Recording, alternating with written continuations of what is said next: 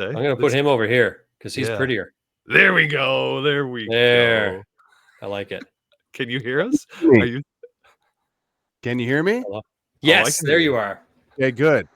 Yeah, I had some technical difficulties. Sometimes the camera doesn't work. Sometimes things just don't want to work. But unplug it, replug it, reset, and here you are. Which is kind of what we need to do with the country, unplug, replug. Yeah, I like it. If that was I said that we always have at least one technical difficulty, and it wasn't me. I didn't really mean to make that happen for you, but this is the world we live in, Greg.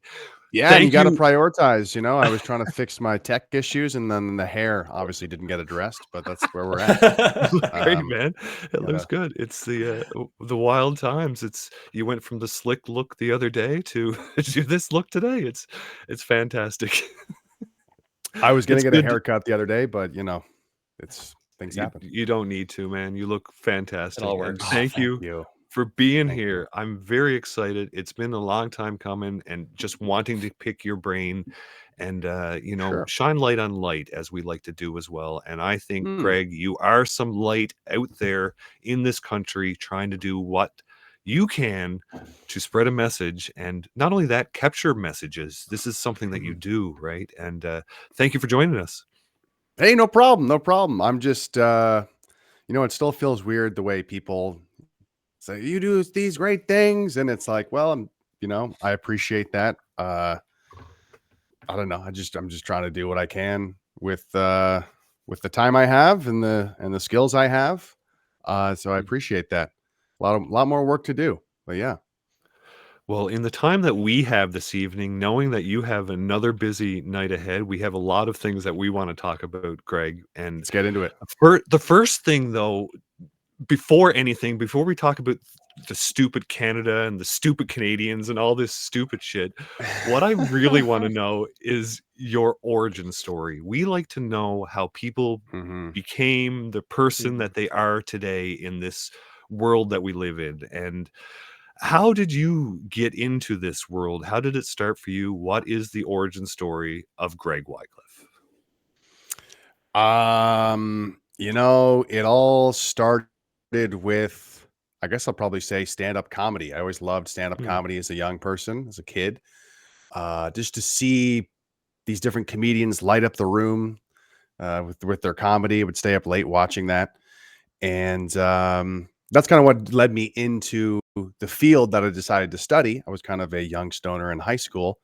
I'm like, I really like George Carlin, man. And he started in radio, man. So maybe I'll do like the university program, man, where you do the joint program with the college, man. That's just how well-informed my decision was for post-secondary school. But, it is what it is. And I learned all this, what I thought at the time was useless theory about media studies. And in there, it talks about democracy and how important mass media is in comparison to facilitating democracy. And I thought that's interesting. There's also a good course all about who owns the media. And I was like, wow. So conspiracy theories are definitely very plausible if 80% of media companies are owned by the same 6 corporations. They even had like a diagram on the slide that like made this like, 2 upside down triangles intersecting like a freaking Star of David. I'm like, this is like so on the nose, but thanks university for that course. Thanks Western. But from there, I went into, I sold some radio time. Okay. That was my first job after school. So I was a salesman. I was knocking doors. I was getting people on the radio. And whenever an election came around, there were some very important rules. You need to make sure that everyone gets charged the same amount for airtime because those are the CRTC rules. And if we break them, we're going to lose our license. And needless to say, we're going to want to end your life if if we lose our broadcasting license, we lose our livelihood. Same thing in college. Shout out to Fanshawe College. Great radio program. Maybe you don't want my endorsement, but sorry. They had a great radio program. And they also drilled the same thing into my head, which is do not break the CRTC rules or it's over. Fast forward, I segue into, selling video stuff for, medium to small businesses. I'm doing business development for a video production company. And I'm also on Reddit. I'm trying to, ever since Trudeau got elected, I'm following what's going on online with all this, this weirdness happening in Canada. And Faith Goldie ran for Toronto mayoral election in 2018. Mm-hmm. She paid a bunch of money for radio ads. And the radio station, and she recorded the conversation. Clever. She recorded the conversation, and the salesman is like, "We can't run your ads. Sorry." Like, no reason given either. And I'm thinking, like, I just got this drilled into me for the past, 7 years that if you break those rules, it's the sky's going to fall. But those rules were being broken with this person, Faith Goldie. And on top of that, guys, nobody cared. Like, no one gave a crap that these rules are being broken. No one's reporting on it. And then on top of that, the added red pill for my origin story of getting involved in politics was the same time of the Faith Goldie campaign. The CBC posts this article, I guess you would call it. It's kind of more of a press release. And it was very filled with doublespeak at the time. It essentially said, "Hey, we love debates.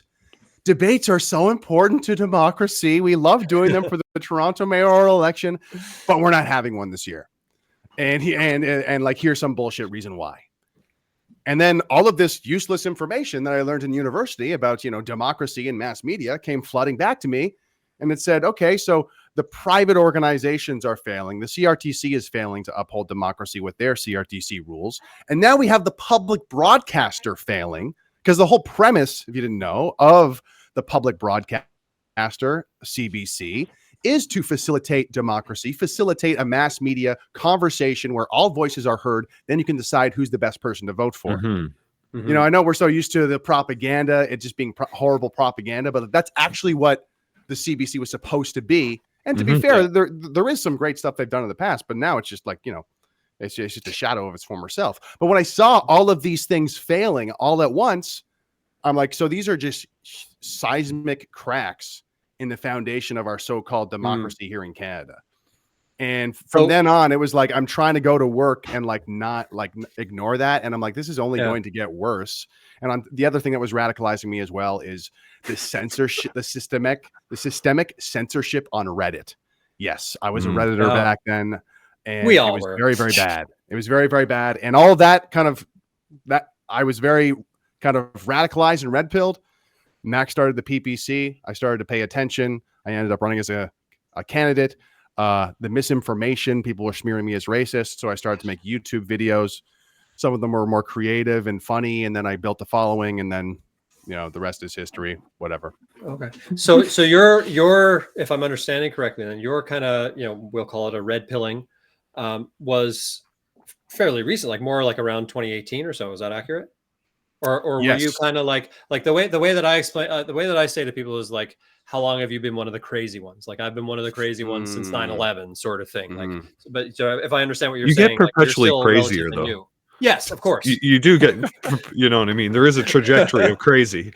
So it doesn't just start. The red pill you don't take the red pill and you're automatically this radicalized crazy person. You have to go through levels of pills. I guess it's the continuation of taking pills that we continue to do that make us as extreme as we are. And for you, it sounds like it was we're all drug addicts. Yeah, absolutely. That's the way to be.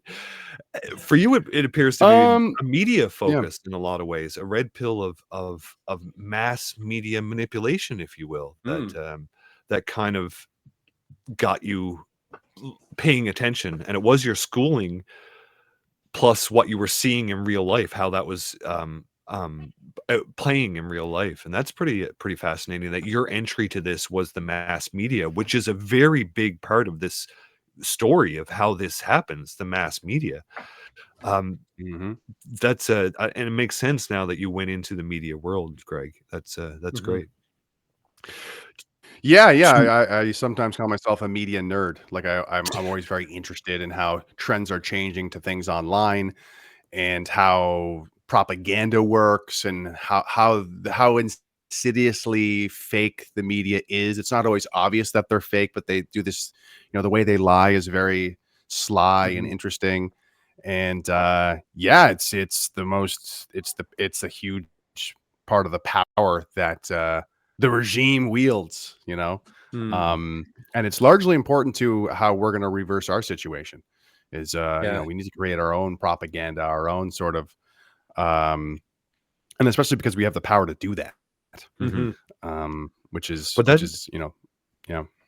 that speaks to take to advantage of that.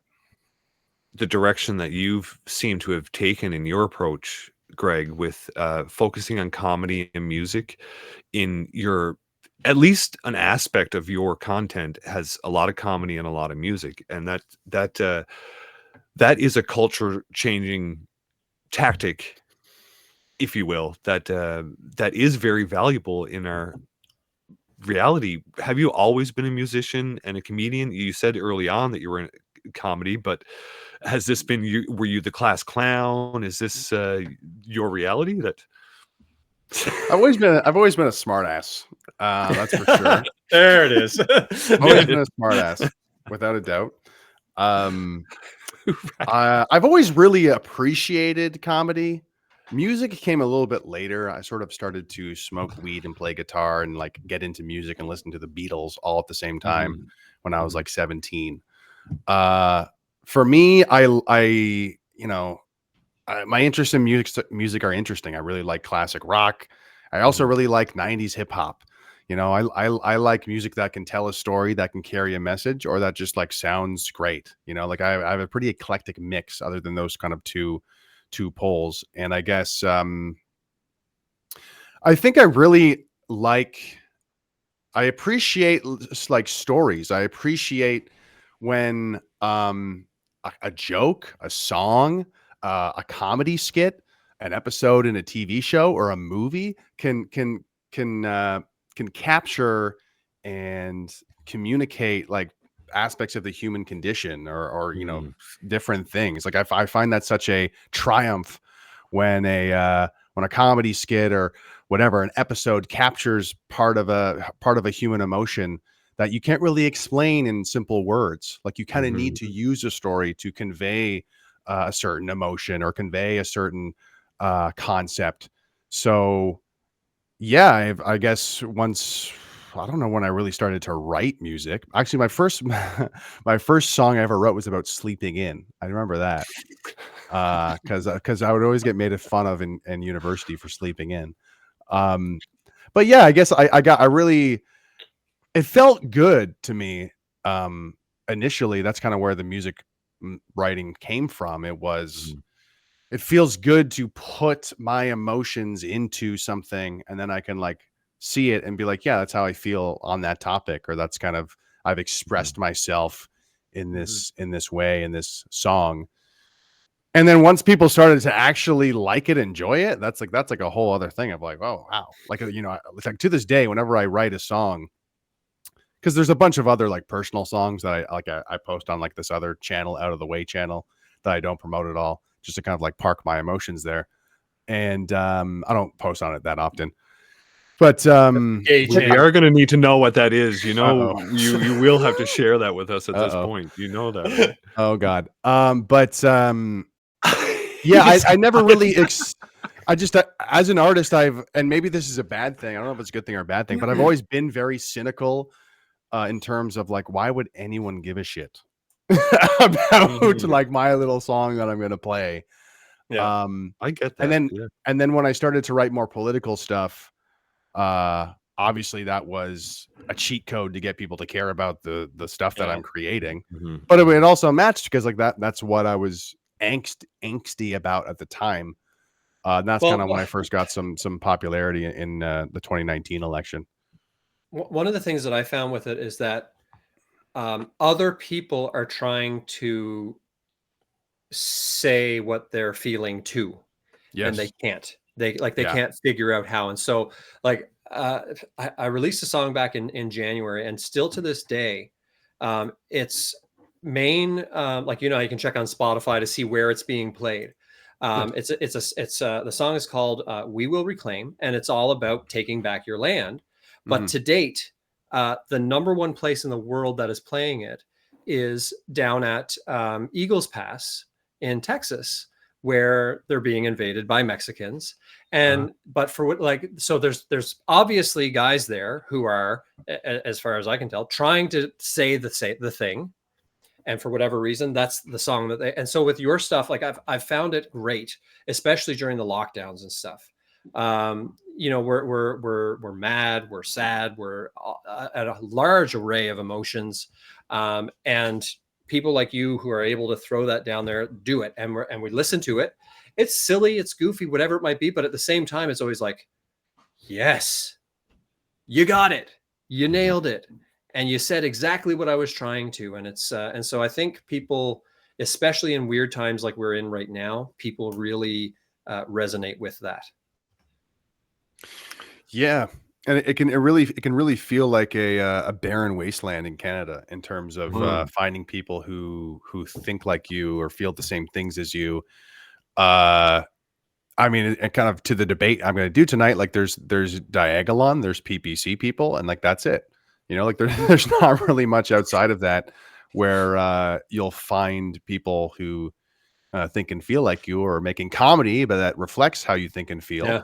And it really makes for making comedy is very interesting, you know, right now, especially if you're trying to reach a wider audience and do like stand up to a group of random people, because the world is so polarized, and quite literally it's people are living in different realities, you know. It's, and like the biggest example is just if you talk to a hardcore Trump supporter versus a hardcore Democrat supporter, like that, like I actually know a somewhat hardcore Democrat supporter who I talk to now and then, because anyway, but it's interesting to pick their brain. It's interesting to pick their brain because, like, you know, I'll talk to them and they're like, well, Trump got elected. Like, we don't know what's going to happen with the economy. Like, we might cancel our travel plans. And I'm like, that's interesting, because I talked to a Trump supporter last week and they were they would have said the same thing about Kamala being elected. So you're both worried about the exact same thing. Like, so weird. It is very weird. It's bizarre. Yeah. It is interesting, though. I like to talk to the opposing side as well to get their perspective firsthand, and to have a conversation back and forth. I like talking to the counter protesters, and one thing that we noticed from you, Greg, in your evolution is that you went from making music and comedy sketches or these YouTube videos to getting on the street, to actually talking to people.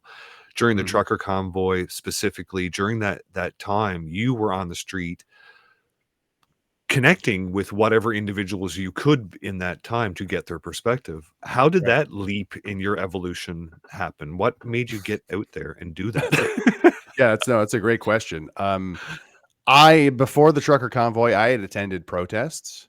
I never thought of myself back then as an activist, but I guess you could say I was an activist. I would go to protests here and there. I ran for the PPC, which I would call a form of activism. You know, like you're out there, you're representing something politically. You're getting called racist. Communists are protesting you. Literally, the Communist Party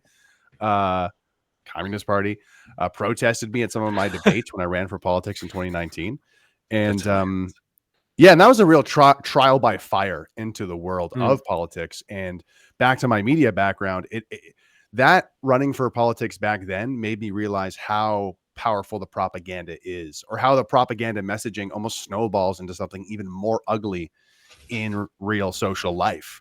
Like a little backhanded comment from Rosemary Barton saying, well, you know, they might associate for the far right.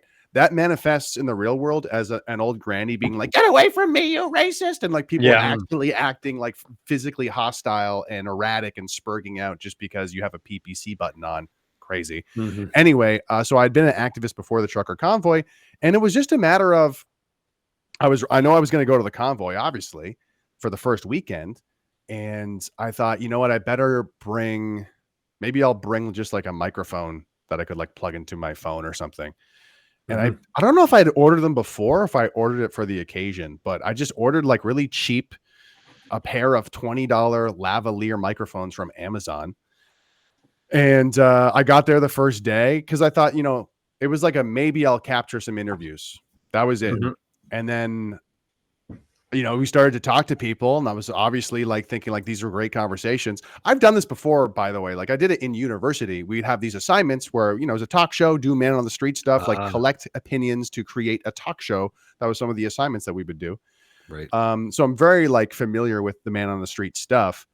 And it Mhm. was so easy at the convoy because that's just like it was just like a love fest, obviously. But anyway, after the first night, we're in the No, hotel it was room. a big racist fest. It's a big racist Nazi flag waving fest. That's right. And that night, I was sitting in the hotel bed because I went up with a couple friends. We're watching the crazy coverage on the Mhm. news of just like how dishonest it is and just insane. And then I'm watching these interviews and I'm like, man, this is really good content that like I need to get this stuff out. And then I thought I just need to document this because I don't know if anyone's even documenting properly what's happening. So then it was kind of like a sort of I need to be of service here and like actually just capture what's going on as like a historical thing, you know. Yeah. That was kind of my perspective on it. And then for the next few days, that first weekend, you know, we captured interviews for the next 2 days. And then my friend Igor Tvorogov, Russian asset, Russian spy. No, he's a friend of he's a friend who ran actually for the PPC back in 2019 with me. That's a joke, obviously. But Clip it! yeah, yeah, confirmed. But he came up with me that first weekend, and we talked about it after being back in Toronto for a couple days. We pulled the trigger and we booked an Airbnb for 10 days in Ottawa. We went up there. We brought our big PCs, and yeah, we had the time of our lives going out capturing interviews every day. He was the cameraman, and That's yeah, awesome. that's now. Extremely Now I'm a journalist. Now people are like, oh, I loved your Yeah. coverage, and I'm like, I guess I'm a journalist now. Okay. You are though. The citizen we- journalist we- is a very real thing, and you are is, one yeah. of those people, right? And thankfully for that you provided content during a time where the media was obviously trying to create a story other than what was happening. So if we didn't have content like yours telling a different story, it could be a very different picture for all of us right now. So thank you for that. Sorry to interrupt. Yeah, you there, and Chris. No, it's No, all I right. was going to say, I'm hoping to continue that work of, Mhm. you know, countering the propaganda that's out there. Cause in my opinion, that's like really, really, really what we need more of. Sure, we got Rebel News, we got True North. That's not nearly good enough. And, you know, No. no one's even really properly told the story of Diagolon and Jeremy McKenzie and all Nope. that. Like, you know, we had Karima did her Hate Gate feature. But that's like, you know, 40-page document like that needs to be kind of presented to people in a more compelling way. Yep. And yeah, well, I'm excited about. Sorry, you go to your next question. I'll talk about that later. It sounds like you're kind of moving into it. Actually, it's a great segue into Save Free Speech .ca, because that's kind of your big pet project right now. Is this fight against C63 and censorship that's going on? So you know, take some time, tell people what it is, you know, what's going on and all that sort of stuff. What birth, you know, what caused you to kick this off and kind of, you know, move I guess kind of away from, not that you're away from it, but you know, kind of more focused on this than the other stuff, I guess. Yeah, well, I mean, I have like a whole album of like comedy songs that I really want to work on producing and releasing. Here's the problem. If Bill C-63 passes, then like some of the songs might be illegal, or the government could easily come after me, or I might get arrested, or and also, like, quite frankly, I'm still relatively young. Like, I don't have any too deep roots here right now. I would probably not want to hang around. Why hang around just to get arrested for saying a F slur?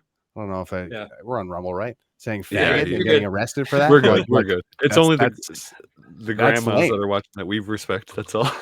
Yeah. We say whatever we want. Respectfully, faggot. Yeah. That's the word that would get me arrested, which is crazy. Yeah. And so that's where my passion lies. But it's like, okay, so why would I do that though if this bill is just hanging around and getting like they're prepping, getting ready to pass it?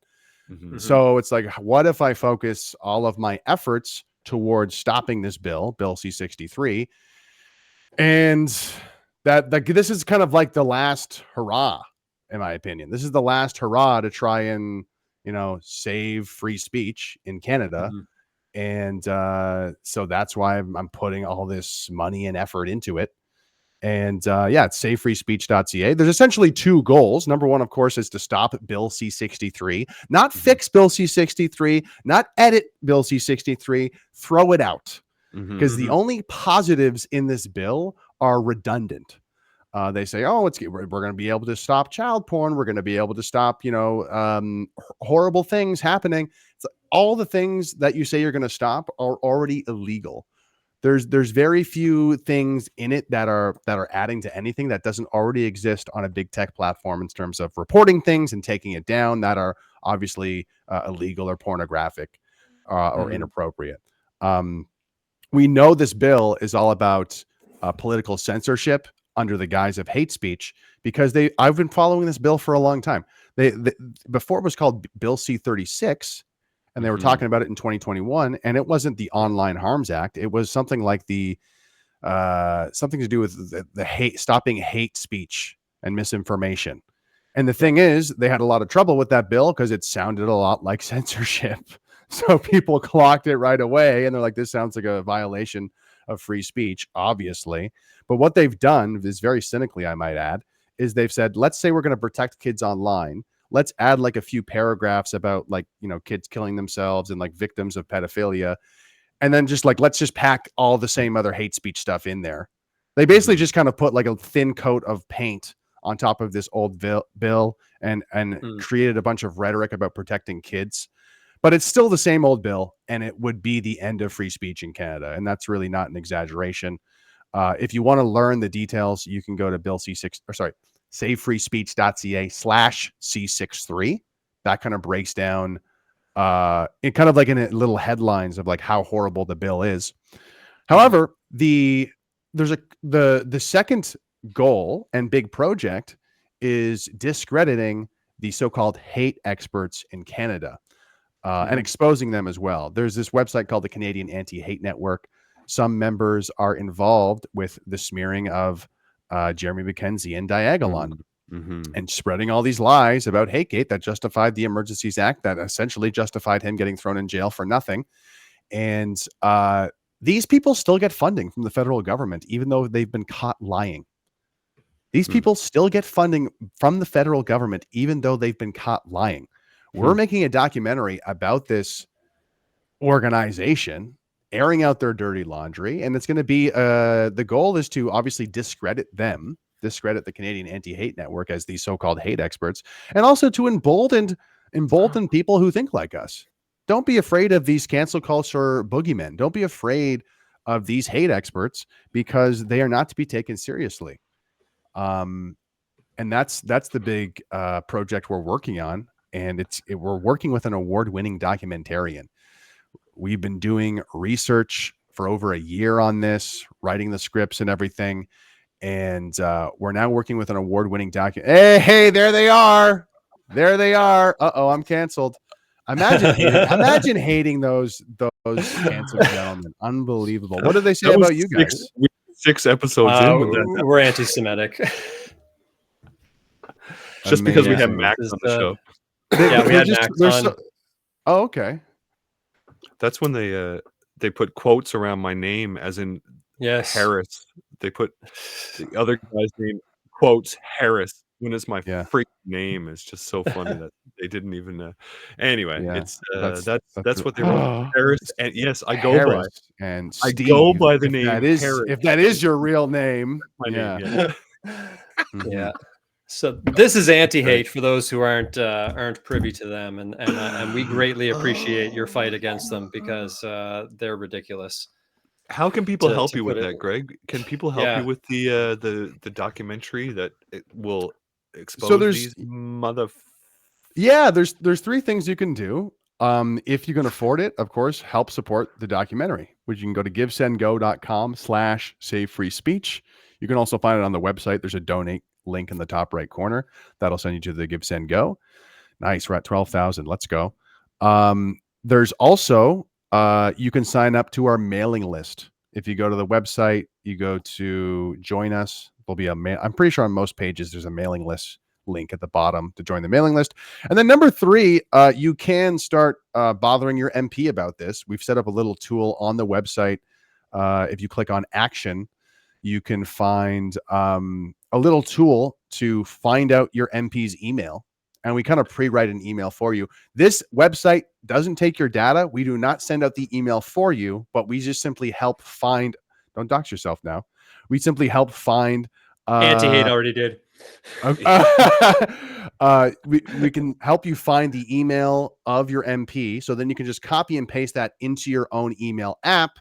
And, maybe personalize the email if you want a little bit. But yeah, like to start That's a great clogging tool, up their Greg. email addresses, to start bothering them. There's a lot of other stuff we're going to do in terms of educational content as well, in terms of debunking this idea that the bill is going to protect kids. But right now, to answer your question, donate to the documentary, sign up to the mailing list, and check out that action page as well to start pestering your MP about it. Mm-hmm. That's One of the, savefreespeech.ca, folks. Make sure you go and check it out. The worst part about this whole bill to me is the lipstick they're putting on that pig, right? That they're putting it under the guise of this protection, because everybody obviously wants to protect children and stop all this stuff that they're targeting. But then to put all the attack on free speech in the back door is just so disgusting too. Yeah, and they're really coming out with some good propaganda. Arif Irani it's working with this organization. The organization is called Protect Kids. Like that's it. And they made this propaganda piece basically saying my kid got abducted or sexploited is the new term that they're pushing. And I'm sure these stories are real, but here's the problem. They were in a chat room. They were in a private chat room, and they got preyed upon by a pedophile. The bill actually wouldn't even stop that. It would not actually even stop that. It doesn't even cover private communications. So what are you talking about? Like it's very infuriating, because they're taking the victims of these horrible crimes and these horrible events and then using it as an excuse to take away our freedoms on the internet. It's absolutely despicable and dishonest. Yep. And they need to be exposed for it, because it's just totally vile behavior. And I guess, sorry, the other point too is, you're right. Parents are concerned. Parents are concerned of children being on the internet too much. But here's the problem once again. Around this bill, no one is even talking about that issue. They're like, you know what? The only solution is giving the government a bunch of Orwellian power over speech and also what's posted online, which is like, why don't you, if you were serious about this, then maybe encourage kids to not be on the cell phone 7 hours a day. It was so funny because I think it was a children's group, not a children's group, but like, a young adults, they endorsed the bill too, which is crazy. Just a bunch of like political props, these poor young people. But they're like, we spend 7-9 hours a day online, blah, blah, blah, blah, blah. And that's why we need this. And it's like, maybe join like extracurricular activity.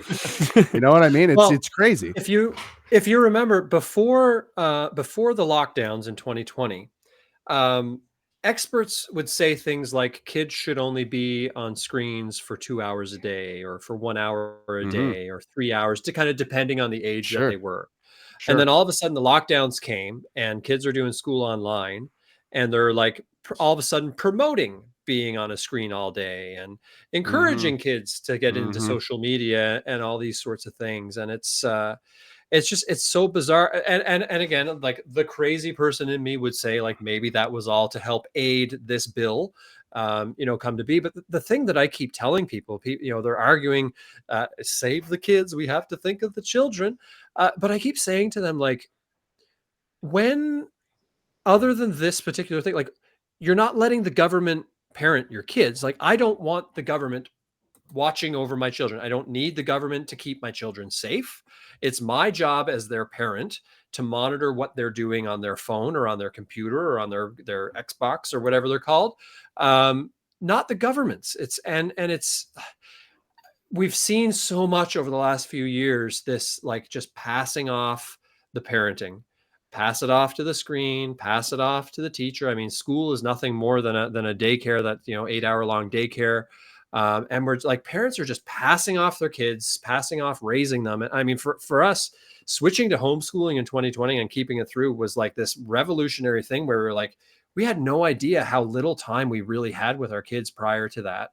But then, like, here we've got the government now trying to get in there more and say, we're going to help you be parents even more. Instead of you having to worry about your kid online, we're going to worry about it for you. And I'm like, I can do it. I have tools to do it. I like, come on, guys. But that's what they like. Easier life for you, parent, is basically what they're trying to push there. Yeah, it's laziness, it's allowing, hey, the government will take care of it. Very, very dangerous sort of thing to play into. And it's I just, like I said earlier, like it's just super just dishonest that they think that the problem's going to be addressed or solved. Because there's virtually nothing, like, other than the rhetoric that they're saying, there's nothing in the bill that would actually do that. So it's just a flat out lie. It's a dangerous one, but it's definitely a direction that our governments are going to restrict our speech in any way that they possibly can. And of course, it's such a jarring thing to most people when they try to do this in the open. They have to play these games to slip it upon us, and I'm hoping people are really paying attention. And thank you for raising as much attention as you are with this project and the documentary and the website and all that. It's very good. It's very important for us in Canada right now that we raise the alarm bells of how much our speech is being attacked in a lot of different ways, including this way. Thank you for that, Greg. I want to get back to do, but thank you. Yeah, there's a lot of work, and please, people, go to safefreespeech.ca and help Greg in that mission. And before I move on, I just want to say a big thanks to Kellanel for the dono there, the big dono, saying just save free speech. And yes, that's incredibly important that we all do what we can to do that, or we will not be able to have these wonderful conversations that we like to have with our friends like you, Greg. Wycliffe. Sorry. Absolutely. I want to get on to some political stuff as well. There's a lot has happened this week in the political realm, and specifically within a party that you obviously have some passion for. You ran for them in the past. And of course, I am talking about the PPC. The first thing I would like to know is, what drew you to that party over, say, going to the Conservative Party? And I ask that because you've been very critical about the Trudeau government and the Liberal government, but you also had a period of this controlled opposition, this program that you're doing where you focused heavily on the Conservative Party of Canada to expose their nature. So what is it about the PPC that drew you in that direction versus the Conservative Party, where you probably lean somewhat as well? I'm trying to go back because it didn't happen in that order. Like it's no. When I initially got red pilled, I was seeing Trudeau in 2015 about to become prime minister, and I saw the absolute vilification of Stephen Harper, and it didn't make any sense to me, because I'm like, well, Trudeau has like nothing, like his resume is terrible. Like why do people think he's going to be good? And Stephen Harper's resume is okay. And they were treating him like he was like drowning Syrian refugee children on a beach. Like that was literally the sentiment on Facebook. And I'm like, this is insane, the way this propaganda is taken off online. But so that's when I started to pay attention. And then I guess when Max Bernier showed up, I think it was just the opposition to the multiculturalism and the mass immigration. And also, I don't know why I thought it was so hype and so great. I think I had gotten into Faith Goldie at that point. And it seemed like there was something more than just the kind of establishment conservative parties. So then when Max popped up, that kind of just seemed like the like he's defying like these people are fake conservatives, all that stuff. Mhm. And that really grabbed my attention. And that was in 2018. And then I guess over the course of the next year, yeah, I just kind of like, I guess I just kind of liked what he was having to say. And was that the time Scheer was in power? Yeah, I just wasn't really impressed Yeah. by Scheer at all. And that's, it just started to make more sense. It felt more real and aggressive. I don't know. Mhm. It's It's I'm trying to funny think that of what I thought back then, but like to me, it was like It's PPC was the difficult. only thing. It was the only thing It real. was I guess. different. It's the Simply. first time I joined a political party. Like I had never thought to join the Conservative Party before because I just didn't care. But for whatever reason, there was something different being said, Right. by Max and the PPC people, and that was kind of what drew me in anyway. I think it I was think like 2019 for me. those who see the problem with the left-right paradigm would probably be drawn to a party like that.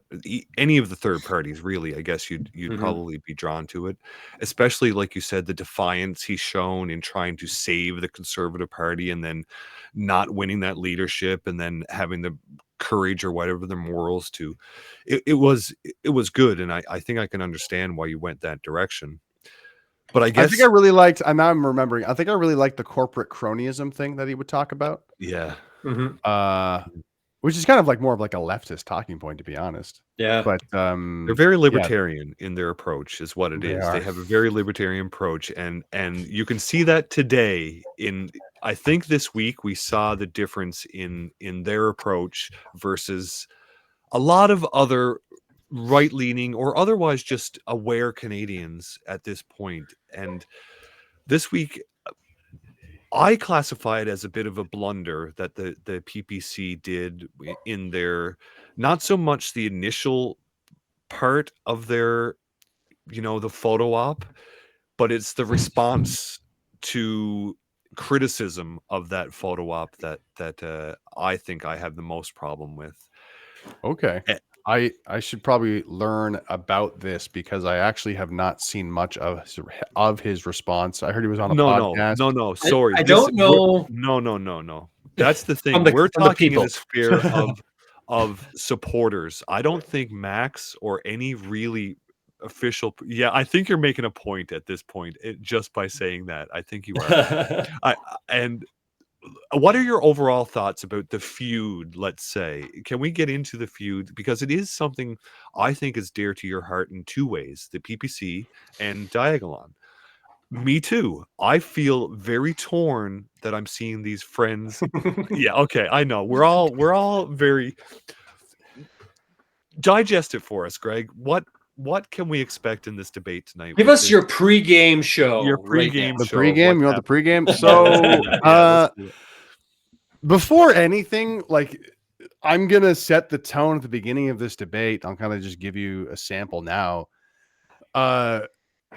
Everyone in the space probably agrees on 70 to 80 to 90% of the problem in Canada. There is a radical demographic change going on. Sure, there's a lot of problems, but let's face it, mass immigration is the biggest one. And the best way to not only change that or stop that is to actually start deportations. And if I am not mistaken, that's actually finally now part of the PPC platform. Mhm. So the warring factions, I mean, yeah, I don't want to say it's a PPC versus Diagolon thing, but let's face it, it kind of is. But I guess like the main thing is like we agree on probably the most important thing. Okay. Mhm. We need to make sure that this conversation is productive. And that's what I want to focus on tonight, because there is a phenomena that happens I've been seeing it ever since the convoy, especially. And that is that, when you get it, when you see how bad things really are in this country, you can feel it's easy to feel very demoralized and very powerless. And something that people do is to feel better. They take the small amount of power they have to try and put somebody else down or to just try and destroy something else, because that's something that they can do. It's not going to solve the problem, but it's something that they can do to feel good. And I'm seeing this all over the place where people who are demoralized, they feel hopeless. They're like, you know what? Let me just go on a diatribe on why Jeremy McKenzie sucks and I don't like him. Let me go on a diatribe of why the PPC sucks and they're not perfect. Let me go on a diatribe of why this person sucks and maybe they're fed and whatever. And every time I see these kind of things going on or these kind of accounts doing this, it's like usually there's nothing really productive that comes out of it. It's usually what I feel, this phenomena of I'm demoralized, I feel powerless and hopeless, and I'm just going to try to take the power I do have to destroy something, not put anything else in its place. And it's going to make me feel better for the time. But let's face it, it's not going to solve any of the actual problems facing me or this country. It's just going to it's just going to feel good for right now. So on the debate tonight, I'm going to basically give that spiel at the beginning and basically say, listen, if you're starting to go into that destructive territory of just personal attacks or like character, like smearing the person's character or like mischaracterizing them, I'm going to clock you on it right away and give you a warning. Good. But that being said, ridicule is fine. Mockery is fine because I use mockery a lot to try and get my point across. Be a hypocrite not to allow that. But I am going to be very, sniffing out that stuff that I feel is just not productive to the conversation. Because as I said, we agree on basically the main problem. We're just going to we're going to kind of delve into how to be productive about this. How to I don't want to give away kind of maybe I should my whole nutshell is I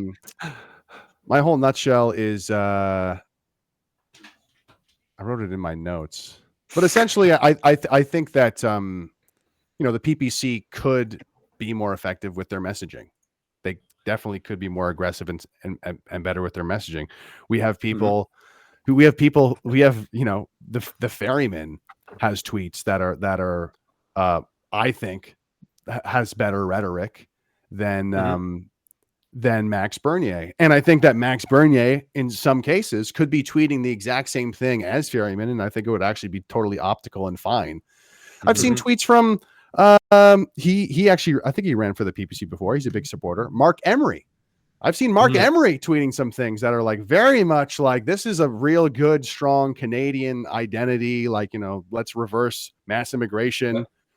I've seen a lot of people who aren't Max Bernier tweeting things that Max Bernier should be tweeting. That's definitely like, that's where I take more of the Diagolon side. Where I take more of the Transplendor PPC side is, this whole idea that there is no political solution. I think that can be silly and destructive and demoralizing. And that's kind of where, because it's like, there's a lot, the fact that the PPC is this professional organization that's recognized by people and that working class people can just wake up one day and find the PPC and start to like radicalize their views. That's a very valuable thing to have around. Sure, they're not perfect, but if you don't have the PPC as a touch point to like start people on the red pill journey, what do you have? You're right there. There's a realness to that they can be a red pill to some people that starts them on a journey down the path of awareness. The trouble I may have is when they countersignal or when they try to distance themselves from a problematic base because they're saying things in a certain fashion that they don't agree with. And while that may not be coming officially from Max, it is coming from a large base of their supporters that they want to distance from the nationalist or the racist or whatever the terminology it is. I fear that if the base is saying these things, why wouldn't Max be doing the same thing? The fact that he isn't saying anything, is that a clear message in itself that he'd rather just stay out of the debate? Or what do you think about that? Is that a base message that they all have that they're just not saying? Or so this is what I asked earlier, because it sounds like there's clearly been some sort of disavowal of saying we don't want these people. And like I haven't seen this clip. I'm not aware of this this sort of what happened in the aftermath of this Hindu It's mostly tweet. Twitter arguments, and that's yeah. probably Okay. says enough in what it's. So what it's it not. is. It's just someone with like a PPC account. Well, it's been a very contentious thing for the last couple of days, really, with this back and forth between Sure. Diagolon and PPC supporters. It blew up to now this Ferryman put out a poll, or somebody put out a poll of whose values do you trust more, and there's a divide happening because of the pushback against the extremists, I think. And I'm just concerned that the political wing are doing what all political wings will always do, force out the extremists. And I use extremist in the term that the left uses it as an attack, right? That we're all extremists. And when your own people are using the same sort of language or tactic, I get concerned about that as well, that they're just worried about the vote or whatever more so than actually changing culture, right? And I don't know if the base is there saying this, why wouldn't the top brass eventually feel that way as well? I don't know, but there's a concern there, I think, for me. Yeah, and we're going to talk all about that tonight because what you were kind of touching upon is like, what does the party actually feel? Are they not supporting the base? Who is the base? I think that another phenomenon that's worth mentioning too is online, like Twitter is not always a great representation of real life.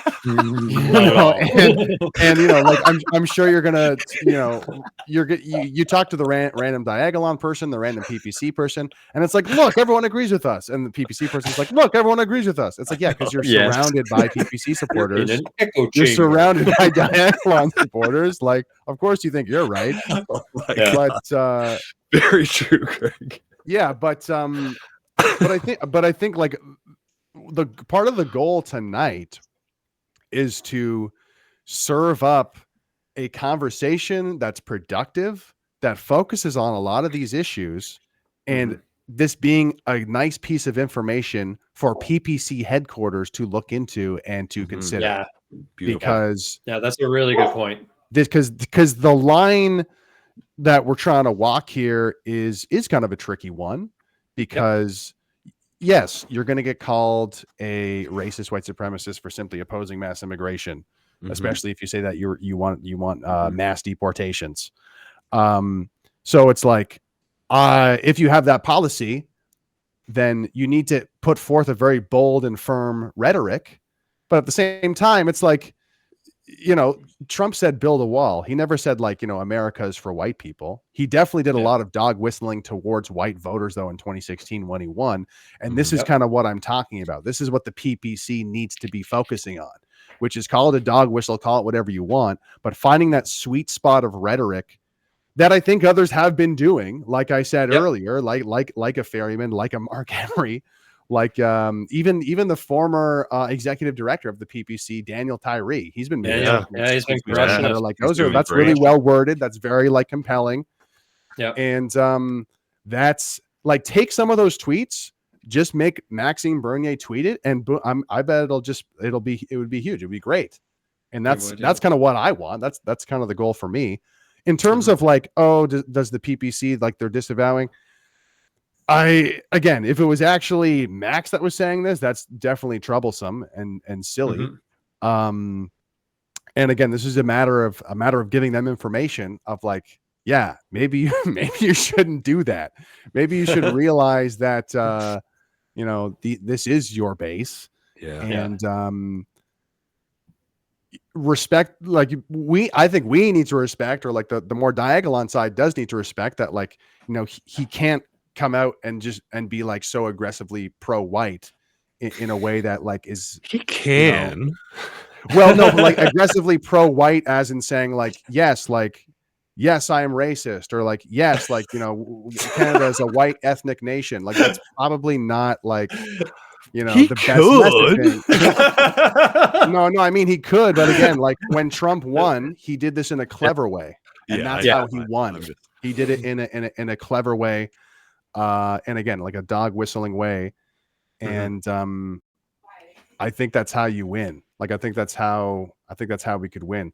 It's agree. it's a matter of being bold, but having sort of a calculated message, and yeah, like PPC and Diagolon like should work, should be able to work together.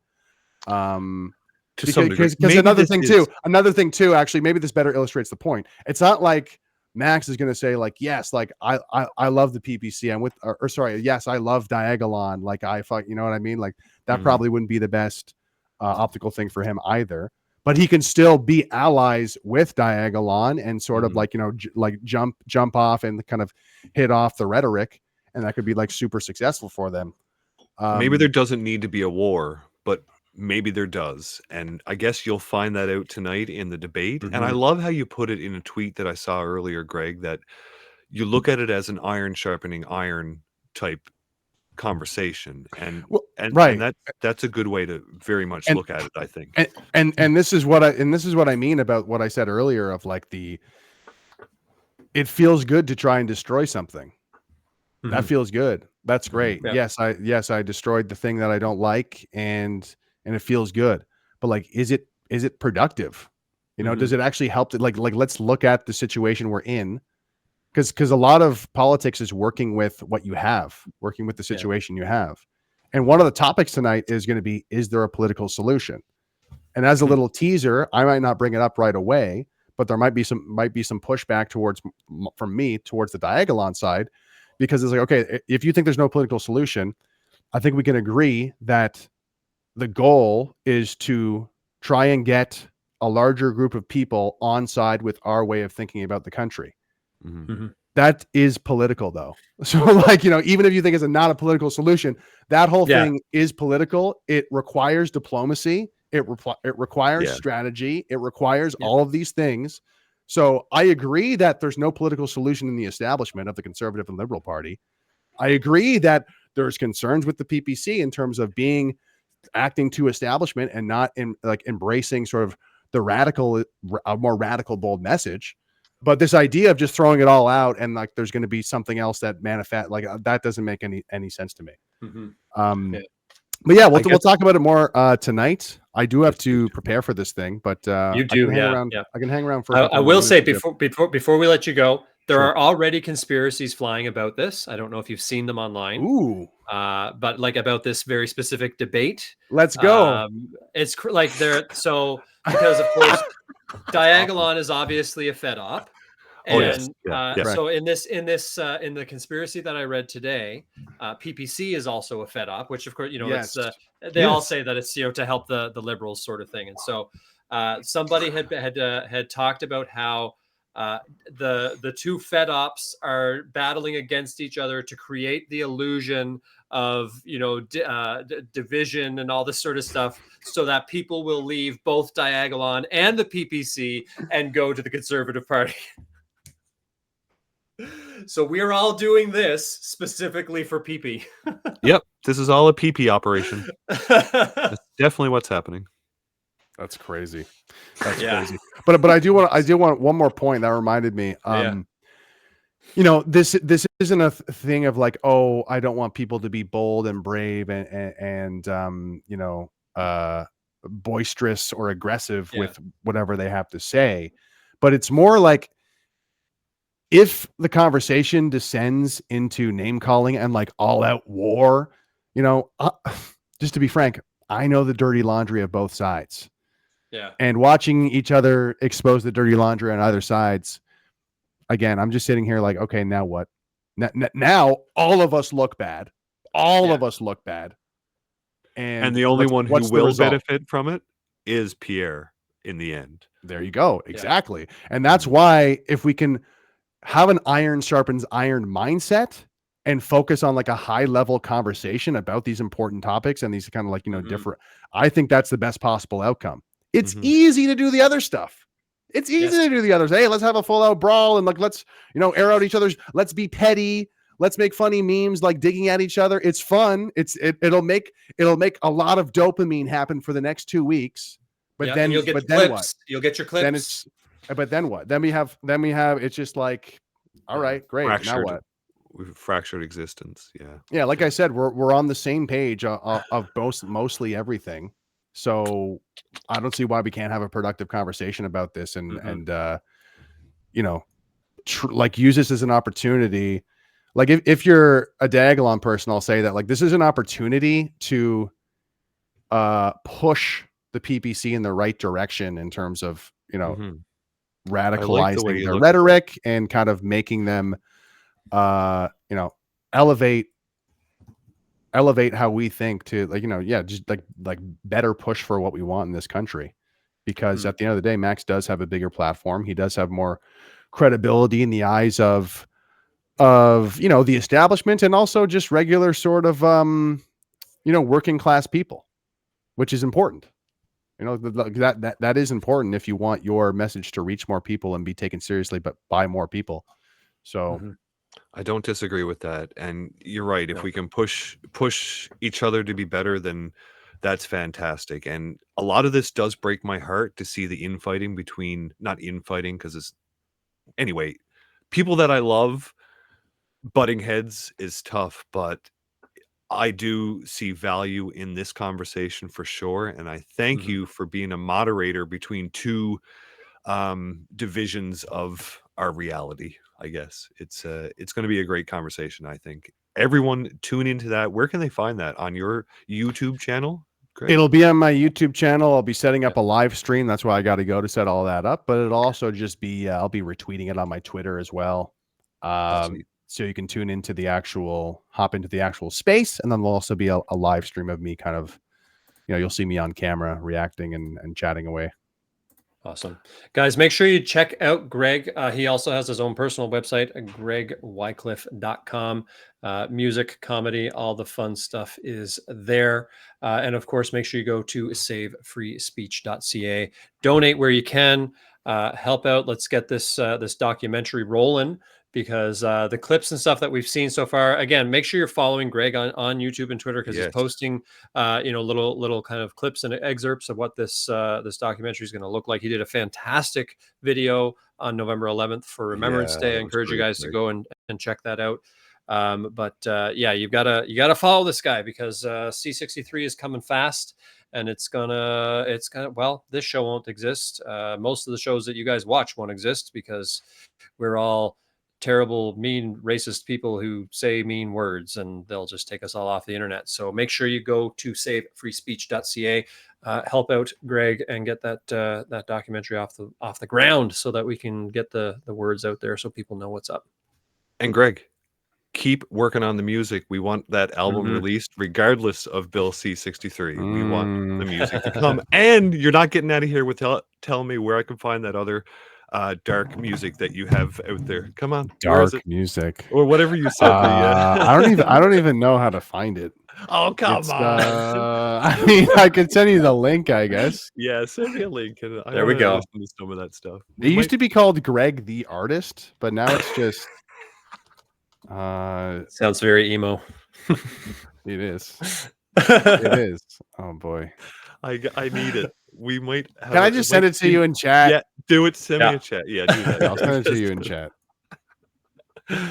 Appreciate it, friend.